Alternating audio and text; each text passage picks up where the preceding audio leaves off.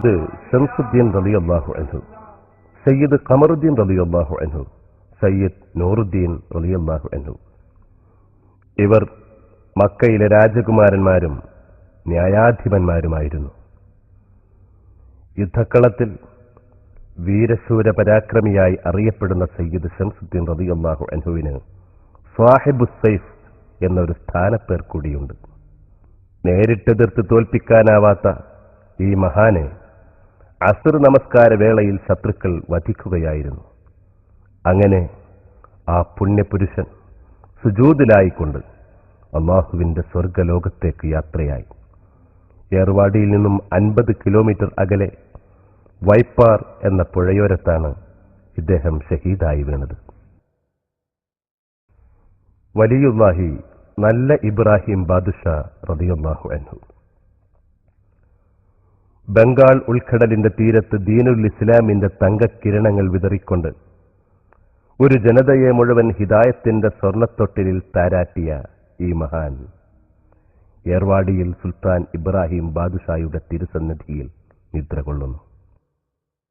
അക്കാലത്ത് ഏർവാടിയിലെ രാജാവായിരുന്ന സേതുപതി രാജാവിന് കറാമത്തിലൂടെ സന്താനഭാഗ്യം നൽകിയതിന് പകരമായി ഏർവാടി പരിസരത്ത് 6000 ഏക്കർ ഭൂമി രാജാവ് നല്ല ഇബ്രാഹിം ബാദുഷാക്ക് ഇഷ്ടദാനമായി പതിച്ചുകൊടുത്തു. ബാദുഷാ തങ്ങളുടെ 11ാം പേരമകനായ മഹാനായ നല്ല ഇബ്രാഹിം ബാദുഷാ തങ്ങളുടെ പിൻഗാമികളാണ് ഇപ്പോൾ ഏർവാടി ദർഗയുടെ പരിപാലനം നടത്തിക്കൊണ്ടിരിക്കുന്നത്.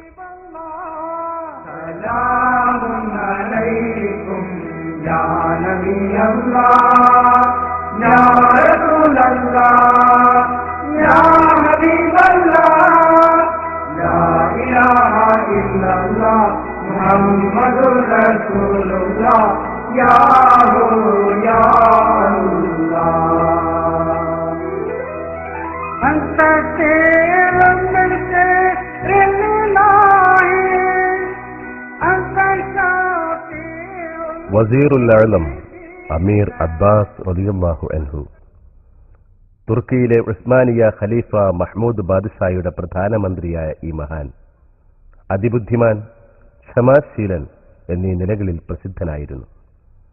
ശാന്തനാണെങ്കിലും മാതൃശധീരനായ ഇദ്ദേഹം ദീനിനു വേണ്ടി തന്റെ വാൾ ഊരിയെടുത്താൽ ശാന്തതയാൽ ചന്ദ്രസമാനമായ തന്റെ പൂമുഖത്ത് ഗാംഭീര്യത്തിന്റെ സൂര്യ തേജസ് കത്തിജ്വലിക്കുമായിരുന്നു.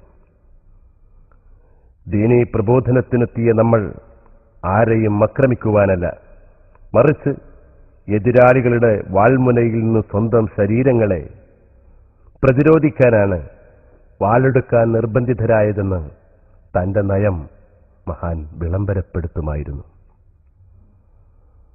വലുപ്പത്തിലും ശക്തിയിലും പേരുകേട്ട 100 കണക്കിന് തുർക്കി കുതിരകളെ മഹാനവറുകൾ ഇന്ത്യയിലേക്ക് കൊണ്ടുവന്നു. സുൽത്താൻ ഇബ്രാഹിം ബാദുഷായുടെ സർവ്വസൈന്യാധിപനായ ഈ മഹാൻ വിജയപതാക കാണുന്നതിന് മുമ്പേ ഷഹീദായി.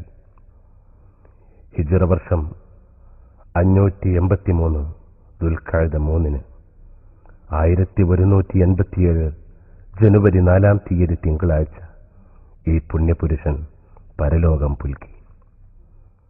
പിൽക്കാലത്ത് അബ്ബാസ് മന്ത്രി എന്ന ചുരുക്കപ്പേരിൽ ജനങ്ങൾ ആദരപൂർവ്വം മഹാനെ ഓർക്കും.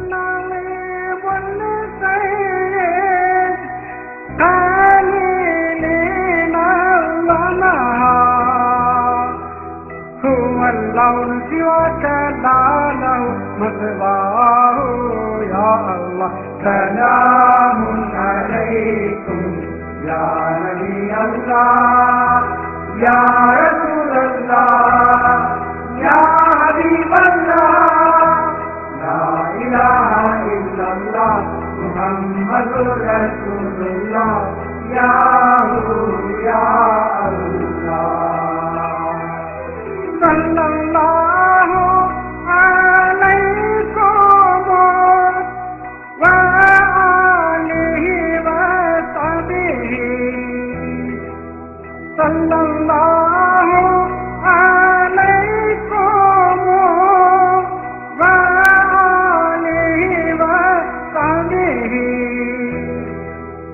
وسلم سلما على رسول كل حين يا نبي الله يا رسول الله يا حبيب الله سلام عليكم يا نبي الله ഡോക്ടർ സയ്യിദ് അബ്ദുൽ ഹക്കീം റളിയല്ലാഹു അൻഹു സുൽത്താൻ ഇബ്രാഹിം ബാദുഷാ റളിയല്ലാഹു അൻഹുവിന്റെ വൈദ്യസംഘത്തിന്റെ തലവൻ. മദീനയിൽ രാജാവായിരിക്കെ ബാദുഷായുടെ കൊട്ടാര വൈദ്യന്മാരുടെ നേതാവും സുൽത്താന്റെ സന്തത സഹചാരിയുമായിരുന്നു ഡോക്ടർ അബ്ദുൽ ഹക്കീം. ആത്മീയ ചികിത്സയിലൂടെ ആയിരങ്ങൾക്ക് രോഗശാന്തി നൽകുന്ന ഈ മഹാനവറുകളുടെ കറാമത്തിന് മുമ്പിൽ ആധുനിക വൈദ്യശാസ്ത്രം പോലും അമ്പരന്ന് നിൽക്കുകയാണ്. യാ നബി അല്ലാഹ് യാ റസൂലല്ലാഹ് യാ ഹബീബല്ലാഹ് ലാ ഇലാഹ ഇല്ലല്ലാഹ് മുഹമ്മദുർ റസൂലുള്ളാഹ് യാ ഹു യാ അല്ലാഹ് അൻത നൂറുൻ നൂർ. സയ്യിദ റുഖയ്യ ബീവി ഉമ്മ ബാദുഷായുടെ സംഘത്തിലെ സ്ത്രീകളുടെ ചികിത്സക്കായി നിയോഗിക്കപ്പെട്ട ഈ മഹതി ഹക്കീം ഡോക്ടറുടെ തൊട്ടടുത്ത് അന്ത്യവിശ്രമം കൊള്ളുന്നു. വീരർ അബ്ദുള്ള ഷഹീദ് വലിയുല്ലാഹി റളിയല്ലാഹു അൻഹു ഘോരയുദ്ധത്തിനു ശേഷം വിജയപതാക ഉയർത്താൻ നിയോഗിക്കപ്പെട്ട മഹാൻ പാണ്ഡ്യരാജാവിന്റെ മീൻകൊടി അഴിച്ച് തൽസ്ഥാനത്ത് ദീൻകൊടി ഉയർത്തുമ്പോൾ ഒളിച്ചുനിന്ന ഒരു ശത്രു സൈനികൻ അദ്ദേഹത്തിന് നേരെ ചാട്ടുളി പ്രയോഗിച്ചു. ആയുധം തന്റെ തിരുവയറ്റിൽ തുളച്ചു കയറി കുടൽമാല പുറത്തേക്ക് വന്നപ്പോൾ തന്റെ തലപ്പാവഴിച്ച് വയർ ബന്ധിച്ചുകൊണ്ട് ഒട്ടും തളരാതെ മഹാൻ കൊടി ഉയർത്തി. ഉയരത്തിൽ പാറിക്കളിക്കുന്ന വിശുദ്ധ പതാകയെ നോക്കി മഹാനവറുകൾ അള്ളാഹുവിന്റെ അരികിലേക്ക് യാത്രയായി. വിജയം. അജ്ഞതയുടെ ഇരുളിൽ മൂടപ്പെട്ട ഒരു യുഗം, അവിശ്വാസികളും അപരിഷ്കൃതരുമായ ഒരു ജനത, ക്രൂരനും മേഘാധിപതിയുമായ ഭരണാധികാരി. അവർക്കിടയിലേക്ക് മദീനത്തുനിന്നും ഒരു ദിവ്യജ്യോതി പ്രത്യക്ഷമായി. ലോകൈക പ്രവാചകന്റെ പൊന്നോമന പൗത്രൻ ഹസ്രത്ത് സുൽത്താൻ ഇബ്രാഹിം ബാദുഷാ റളിയല്ലാഹു അൻഹു അറിവിന്റെ നിറദീപവുമേന്തി ഇന്ത്യയിലെത്തി. മദീനയിലെ രാജാധികാരവും പദവിയും ഉപേക്ഷിച്ച്, നാടും വീടും ഉപേക്ഷിച്ച് മഹാനവറുകൾ ദീനിനു വേണ്ടി സർവം ത്യജിച്ചുകൊണ്ട് യാത്രയായി. ശാന്തിയും സ്നേഹവും സമാധാനവും സമ്മേളിച്ച അധ്യാത്മപ്രഭാവത്തിന്റെ ആ ഉജ്ജ്വല തേജസ്സിനെ അന്നത്തെ ജനങ്ങൾക്ക് ഉൾക്കൊള്ളാൻ സാധിച്ചില്ല. സത്യത്തിന് മുഖം കൊടുക്കാതെ പുറംതിരിഞ്ഞ നിഷേധി സമൂഹത്തിനെ മഹാൻ ആദ്യം സഹനം കൊണ്ടും ക്ഷമ കൊണ്ടും നന്മയിലേക്ക് ക്ഷണിച്ചു. പക്ഷേ ക്രൂരതയുടെ മനുഷ്യരൂപങ്ങൾ ആ ദീപഗോപുരത്തെ ഉരുക്കുമുഷ്ടി കൊണ്ട് തകർക്കാൻ തുനിഞ്ഞപ്പോൾ ആ പുണ്യപുരുഷന്റെ രാജഭാവം ഉണർന്നു. ജലാലിയത്തിന്റെ തീജ്വാലയിൽ മുഖകമലം സൂര്യ തേജസ്സായി. ആത്മീയതയുടെ സൗമ്യഭാവം കൈവരിച്ച ചുടുനിശ്വാസങ്ങൾ കൊടുങ്കാറ്റായി രൂപം പ്രാപിച്ചു. പിന്നെ ഒരു മുന്നേറ്റമായിരുന്നു. ആ മുന്നേറ്റത്തിൽ അസത്യത്തിന്റെ നെടുങ്കോട്ടകൾ തകർന്നു തരിപ്പണമായി. വെളിച്ചം വന്നുദിച്ചപ്പോൾ ഇരുട്ട് ഓടി ഒളിച്ചു. ആഞ്ഞടിച്ച ആദർശത്തിന്റെ ചുഴലിക്കാറ്റിൽ കാപട്യത്തിന്റെ കടലാസു കഷ്ണങ്ങൾ ചിതറിത്തെറിച്ചു.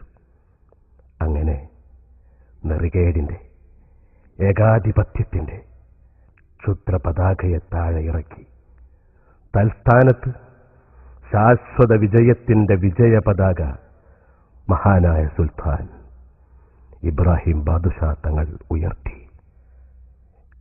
ഹിജ്റ 583 ദുൽഖഅദ 10 1187 ജനുവരി 11 തിങ്കളാഴ്ച.